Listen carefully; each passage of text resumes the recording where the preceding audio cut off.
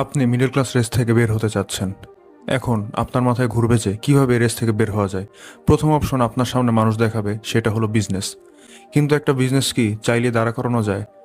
আর এই বিজনেস যদি দাঁড়া করাতে হয়, তাহলে কি চাকরি ছাড়াটা সব থেকে বুদ্ধিমান কাজ হবে? বাংলাদেশের 90% চাকরিজীবী হুট করে তাদের চাকরি ছাড়তে পারে না। ভাড়া আছে, দায়িত্ব আছে, পরিবার আছে। এর সমাধান চাকরি ছাড়া না, সমাধান হলো চাকরির উপর থেকে নির্ভরতা আস্তে আস্তে কমানো। আপনি একদিনেই অনেক টাকা বিজনেস দ্বারা বা কোনো কিছু দ্বারা ইনকাম করতে পারবেন না, কিন্তু সেই লাইনটা বানানো শুরু করার জন্য আপনার আজকে থেকে চেষ্টা করতে হবে। ধরেন আপনি 30,000 টাকা বেতন পান, সেখান থেকে আপনি যদি মাত্র 3,000 টাকা কোনো স্কিল, নলেজ বা কন্টেন্ট যে কোনো কিছুর পিছনে ইনভেস্ট করা শুরু করেন, তাহলে আপনি হয়তো একদিনে বড়লোক হয়ে যেতে পারবেন না, কিন্তু এই যে মিডল ক্লাস ট্র্যাপটা, সেটা আপনি আস্তে আস্তে ভাঙা শুরু করতে পারবেন।